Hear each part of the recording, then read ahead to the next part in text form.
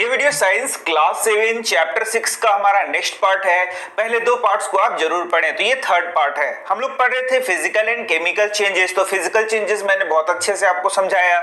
उसके बाद chemical changes भी हम लोगों ने पढ़ा और केमिकल चेंजेस में हम लोगों ने यहां तक पढ़ लिया था और इसके बाद अब हम आगे की ओर पढ़ने वाले हैं। तो यहाँ कुल मिला के आपको बहुत सारे केमिकल रिएक्शंस और सारी चीजें आपको पढ़नी है और बहुत सारी चीजों को आपको याद करना है, क्योंकि ये केमिस्ट्री है। आपको मैक्सिमम चीज को याद करना है। तो जैसे मैं आपको नोट्स बनवा रहा हूं, आप नोट्स बनाते जाइए और उसको याद करते जाइए। अब यहाँ पर देख सकते हैं एक डेमोन्स्ट्रेशन है जो कि आपको करना भी है और इसमें जो बातें लिखी गई है उसको आपको याद करना है। तो यहाँ पर लिखा गया है dissolve about a teaspoon of copper sulphate. Copper sulphate आपको लेना है और उसको डिसॉल्व करना है in about half a cup of water in a glass tumbler और अ बीकर। तो एक बीकर लेना है और उसमें आपको कॉपर सल्फेट को घुलाना है। इस प्रकार से आप देख सकते हैं यहाँ पर एक बीकर है जिसमें आपको पानी लेना है और कॉपर सल्फेट को घुलाना है। तो यहाँ पर ये जो बातें हम लोगों ने पढ़ी इसी में से कई क्वेश्चन आपको आ जाएंगे। तो सबसे पहला कॉपर सल्फेट आप देख सकते हैं। कॉपर सल्फेट को हम लोग क्या बोलते हैं? CuSO4। ये हो गया कॉपर सल्फेट। और ये जो कॉपर सल्फेट है उसे हम लोग कहते हैं ब्लू विट्रियोल। क्या बोलेंगे? Blue vitriol. और उसी को हम लोग नीला थोथा के नाम से भी जानते हैं। तो आपको डायरेक्ट क्वेश्चन आ गया कि ब्लू विट्रियोल किसे कहते हैं या फिर नीला थोथा किसे कहते हैं। तो इस क्वेश्चन के आंसर में आप क्या लिख सकते हैं कि कॉपर सल्फेट को कहते हैं। दूसरा क्वेश्चन आ जाएगा कि कॉपर सल्फेट सॉल्यूशन का कलर कैसा होता है। तो इसका कलर होता है ब्लू, जैसे मैंने आपको दिखाया।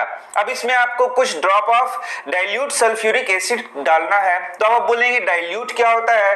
तो जो सल्फ्यूरिक एसिड है, एसिड बेस चैप्टर मैंने आपको पढ़ाया कि सल्फ्यूरिक एसिड एक स्ट्रॉन्ग एसिड होता है। इसमें जब आप पानी मिला देंगे तो इसे हम लोग क्या बोलेंगे? Dilute sulfuric acid to the solution. You should get a blue colored solution। और आपको कैसा कलर मिल रहा है? ब्लू कलर का सॉल्यूशन। तो अब आपको पता है कि यदि आपसे पूछा जाए कि कॉपर सल्फेट सॉल्यूशन कैसा होता है तो आपको आंसर करना है ब्लू होता है। Save a small sample of the solution in test tube. तो अभी आपने यहाँ पर ब्लू सॉल्यूशन लिया। अब इसमें से कुछ मात्रा को आपको यहाँ पर ब्लू सॉल्यूशन का यहाँ पर आपको रख लेना है और बाकी के लिए क्या करना है वो आप यहाँ पर देख सकते हैं। तो बाकी में आपको ड्रॉप अ नेल और अ यूज्ड सेविंग ब्लेड। बाकी में आपको एक सेविंग ब्लेड डाल देना है जो कि आयरन का होगा। मतलब इसमें आप क्या करेंगे? आयरन का एक सेविंग ब्लेड को डाल देंगे।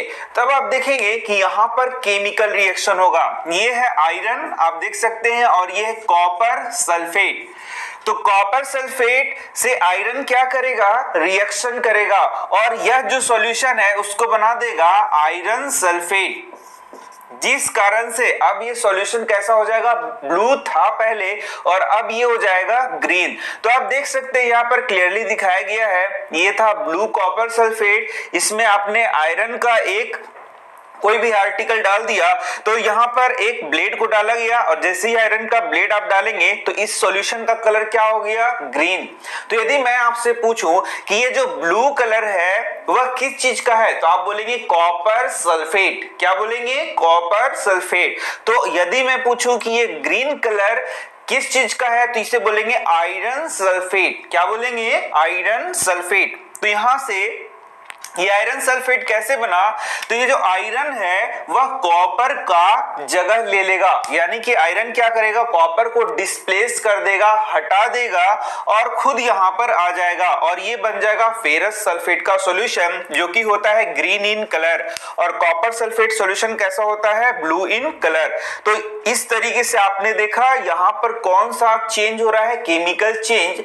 और इसे ही हम लोग बोलते हैं केमिकल रिएक्शन। क्या बोला जाएगा? Chemical reaction. क्योंकि यहां पर आप देख सकते हैं पहले था कॉपर सल्फेट, अब नया पदार्थ बन गया आयरन सल्फेट। तो सोचिए यहां पर नया केमिकल बन गया और जब भी नया केमिकल बनता है तो हम लोग क्या बोलते हैं कि वहां पर केमिकल चेंज हुआ है। तो यहां पर आप देख सकते हैं यहां लिखा हुआ है, इस इक्वेशन को आपको याद करना है कि कॉपर सल्फेट जिसका कलर है ब्लू, उसमें आयरन डाल दिया गया तो बन गया आयरन सल्फेट प्लस कॉपर। तो यहां से अब आपको क्वेश्चन पूछा जाए कि what happens when iron reacts with copper. क्या होता है जब आयरन कॉपर सल्फेट से रिएक्शन करता है? तो आंसर में आपको बोलना पड़ेगा iron sulphate and copper is formed, iron sulphate and copper is formed, और इसको आपको यहां पर लिखना होगा। तो अब हम लोग देखेंगे कि कॉपर कहां पर बना है। तो यहां आप देख सकते हैं कि यहां पर ये जो लोहे का आयरन था उसके ऊपर कॉपर चढ़ गया है। ये देखिए इस कलर, इस कारण से इसका कलर क्या हो गया है, ब्राउन हो गया है। तो हम लोग यहां पर कहेंगे कि यहाँ कॉपर भी बना है। तो अब आपको समझ में आ गया ये सारा चीज, तो बहुत ही इंपॉर्टेंट था। तो इसके बाद आपका आ जाता है एक्टिविटी 6.8, जो कि बहुत ही इंपॉर्टेंट एक्टिविटी है और इससे बहुत इंपॉर्टेंट क्वेश्चन आपको एग्जाम में पूछे जाएंगे। तो सबसे पहले आपको क्या करना है, take about a teaspoon of vinegar, आपको विनेगर ले लेना है। विनेगर को आपको ले लेना है एक टेस्ट ट्यूब में, इस प्रकार से आपने विनेगर लिया। तो यदि मैं पूछूं कि विनेगर क्या होता है, तो विनेगर होता है acetic acid, acetic acid. Acetic acid को हम लोग क्या बोलते हैं, विनेगर बोलते हैं। तो एसिटिक एसिड को यहाँ टेस्ट ट्यूब में ले लेना है और उसके बाद इसमें पिंच ऑफ बेकिंग सोडा डालना है। तो यदि मैं पूछूं कि बेकिंग सोडा क्या होता है, तो बेकिंग सोडा का मतलब होता है खाने वाला सोडा, और इस सोडा को बोलते हैं सोडियम हाइड्रोजन कार्बोनेट। इस सोडा का नाम क्या होता है, सोडियम हाइड्रोजन कार्बोनेट, ये इसका केमिकल नाम होता है। इसमें हम लोगों ने क्या डाल दिया, थोड़ा सा बेकिंग सोडा। अब आप देखेंगे कि यहाँ पर विनेगर में हम लोगों ने क्या डाला है, बेकिंग सोडा। जैसे ही डालेंगे तो यहाँ फस कुछ आवाज आएगा, कुछ हिसिंग साउंड आपको आएगा और कुछ गैस के बबल्स आप देख सकते हैं। तो क्या आपको पता है कि ये गैस के बबल्स क्या है? तो यहाँ पर आप इसका आंसर देख सकते हैं। जब विनेगर एसिटिक एसिड में बेकिंग सोडा यानी कि सोडियम हाइड्रोजन कार्बोनेट को मिलाया जाएगा तो कार्बन डाइऑक्साइड बनेगा और साथ ही साथ कुछ अदर सब्सटेंसेस भी बनेंगे। लेकिन आपको याद कर लेना है कि यहाँ पर क्या बनेगा, CO2, कार्बन डाइऑक्साइड। इसमें इसका मतलब यहाँ बुलबुला के रूप में कार्बन डाइऑक्साइड गैस निकलेगा। तो यहां से देखिए कितना इंपॉर्टेंट क्वेश्चंस पूछे जाएंगे। पहला क्वेश्चन, विनेगर का नाम क्या है, एसिटिक एसिड। बेकिंग सोडा का केमिकल नाम क्या है, सोडियम हाइड्रोजन कार्बोनेट। तीसरा क्वेश्चन होगा कि क्या होता है जब विनेगर में बेकिंग सोडा डाला जाता है। तो आपको आंसर करना है कि CO2 निकलता है, एक गैस निकलता है जिसका नाम क्या है, CO2। और भी कुछ पदार्थ बनते हैं तो वो आपको नहीं लिखना है यहाँ पर, ये CO2 वहां से निकलेगा। तो अब ये जो CO2 निकल रहा है इसको यदि पाइप की मदद से यहां पर आगे बोला जा रहा है कि देख सकते हैं आप यहां पर, See bubbles of a gas coming out. Pass this gas through freshly precipitated lime water. तो इस गैस को कहां डाल देना है, लाइम वाटर में डाल देना है। तो क्या आपको पता है कि ये लाइम वाटर क्या है? तो आप देख सकते हैं यहाँ पर, थोड़ा मैं दिखा दे रहा हूं उसके बाद बता रहा हूं। ये देखिए, ये हो गया आपका विनेगर। विनेगर में हम लोगों ने बेकिंग सोडा डाला और यहां से गैस निकल रहा है। इस गैस को हम लोगों ने कहां पास कराया, लाइम वाटर में पास कराया।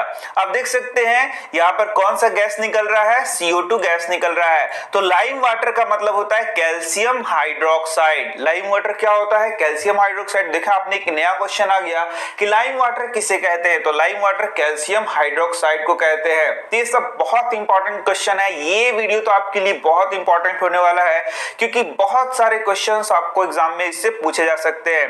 तो जब CO2 का रिएक्शन लाइम वाटर से कराया जाएगा तो आप देख सकते हैं यहाँ पर कैल्शियम कार्बोनेट बनेगा, साथ ही साथ यहां पर वाटर तो बनेगा ही।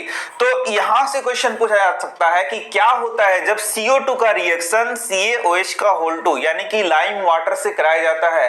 तो आपको आंसर करना है कि इससे कैल्शियम कार्बोनेट बनेगा, जिसे हम लोग संगमरमर या फिर मार्बल आप जो जानते हैं वह क्या होता है, बेसिकली कैल्शियम कार्बोनेट होता है, CaCO3। तो ये फॉर्मूला भी आपको यदि याद हो जाता है तो याद करते जाइए। और साथ में H2 यहां पर बनता है। When carbon dioxide is passed through lime water, calcium carbonate is formed, which makes lime water milky। और ये लाइम वाटर को क्या बना देता है, मिल्की।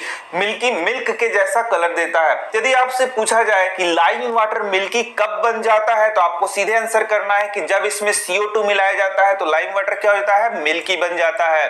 तो प्रत्येक क्वेश्चंस में आपको बताते चल रहा हूं ताकि आपको कोई दिक्कत नहीं हो।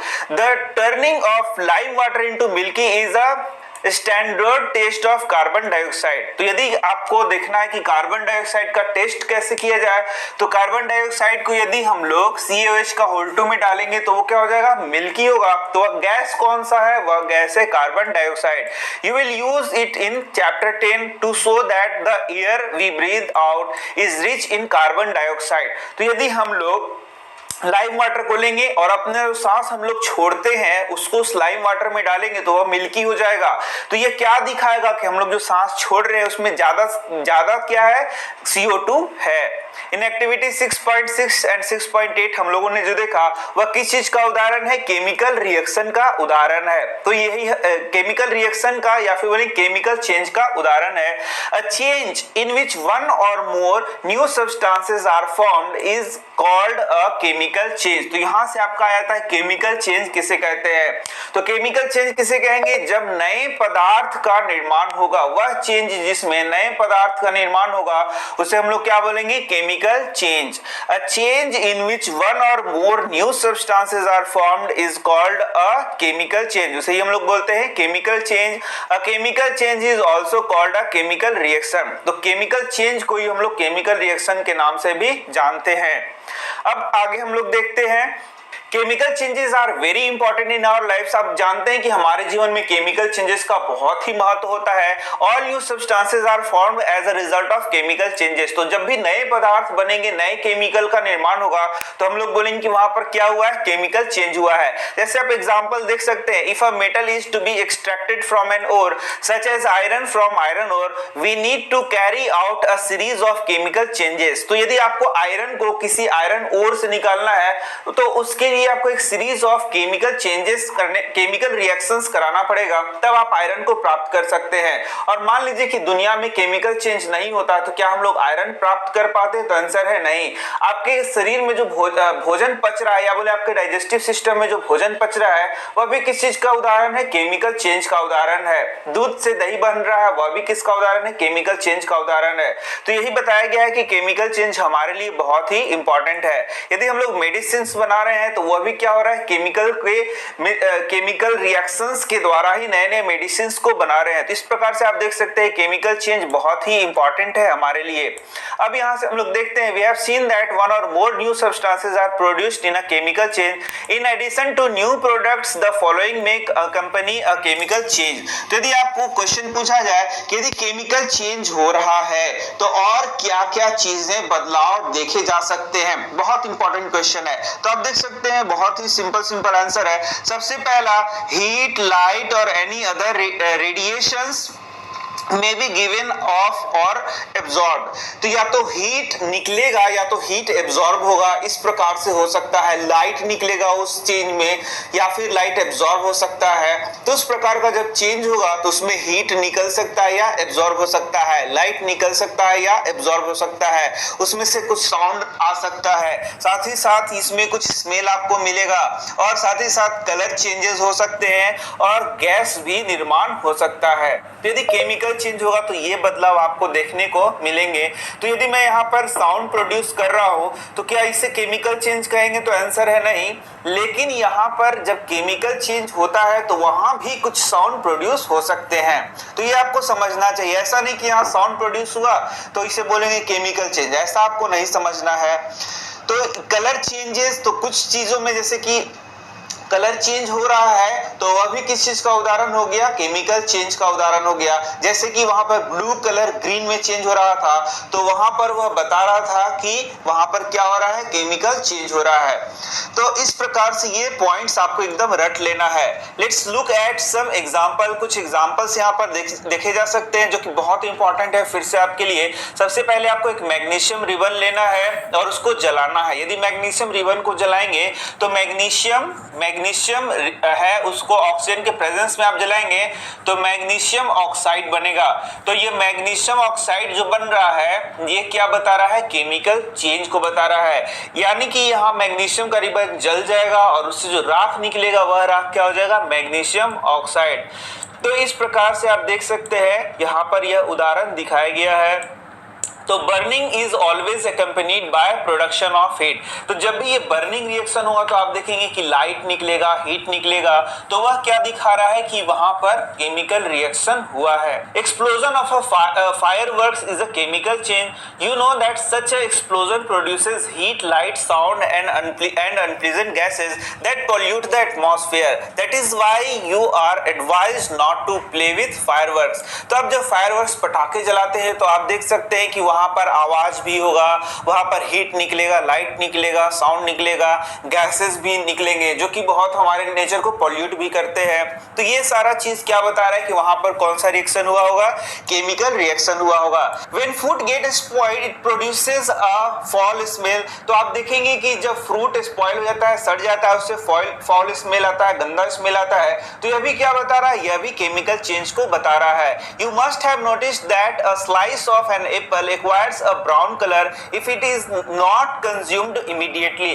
तो यदि आप एक एप्पल को काटेंगे तो उसके टुकड़े को यदि आप कुछ देर छोड़ देते हैं तो आप देखेंगे कि उसका कलर ब्राउनिश हो जाता है। तो एप्पल में क्या होता है, आयरन होता है, और जिस कारण से वह जो एप्पल है उसमें क्या होगा, केमिकल रिएक्शन होगा, हवा में मौजूद ऑक्सीजन से केमिकल रिएक्शन होगा, जिस कारण से वह क्या हो जाएगा, ब्राउन इन कलर हो जाएगा।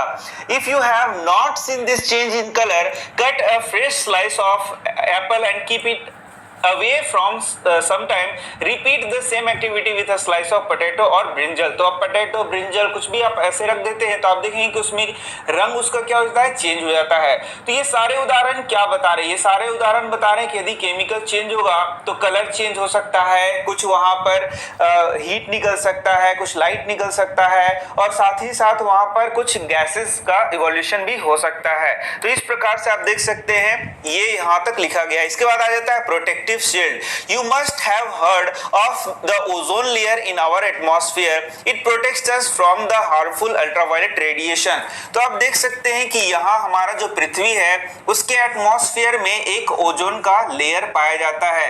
तो ये ओजोन लेयर क्या करता है, ये जो सन है, सन से आने वाले यूवी रेज से हमारे अर्थ को क्या करता है, प्रोटेक्ट करता है। तो यदि ये यूवी रेज हमारे अर्थ तक पहुंच जाएंगे तो यहाँ पर जो प्लांट्स हैं, एनिमल है, उनको ये बहुत हार्म करेंगे।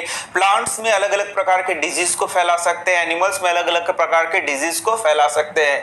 तो हमारा जो अर्थ है उसके एटमॉस्फेयर में ओजोन का एक लेयर है, एक शील्ड है, जो कि हमें क्या करता है, इस यूवी रेज से प्रोटेक्ट करता है। लेकिन ह्यूमन एक्टिविटीज के कारण आप देखेंगे कि कुछ गैसेस प्रोड्यूस हो रहे हैं जिसको हम लोग बोलते हैं CFCs, जो कि इस ओजोन लेयर को क्या करते जा रहा है, डिप्लीट करते जा रहा है, और वह बहुत ही प्रॉब्लम है हमारे लिए, मतलब कि एक सोचने का विषय है। इसके बाद आप देखेंगे जो ओजोन में है वह O3 होता है, जबकि ऑक्सीजन जो हम लोग लेते हैं वह क्या होता है, O2 होता है। और आपको जान के आश्चर्य होगा कि हमारे पृथ्वी पर यह ओजोन नहीं पाया जाता है क्योंकि ये बहुत ही खतरनाक होता है, जहरीला होता है। आपको एक चीज और जान के आश्चर्य होगा कि ये जो ओजोन है वह कैसे बनता है, यह ऑक्सीजन, मतलब जो ऑक्सीजन हम लोग लेते हैं और साथ में ऑक्सीजन का एक एटम, इसी से मिलकर ये ओजोन बनता है। और इसको बनने में जो एनर्जी चाहिए वह कहां से आता है, वह सन से ही इसको प्राप्त होता है। तो ये कुछ एक्स्ट्रा जानकारी आपको यहाँ पर दिया गया था। इसके बाद आप देख सकते हैं हमारा जो नेक्स्ट टॉपिक है वह है रस्टिंग ऑफ आयरन। तो इसको हम लोग अपने नेक्स्ट के वीडियो में पढ़ेंगे। तो मैं मिल रहा हूं आपसे नेक्स्ट वीडियो में। धन्यवाद।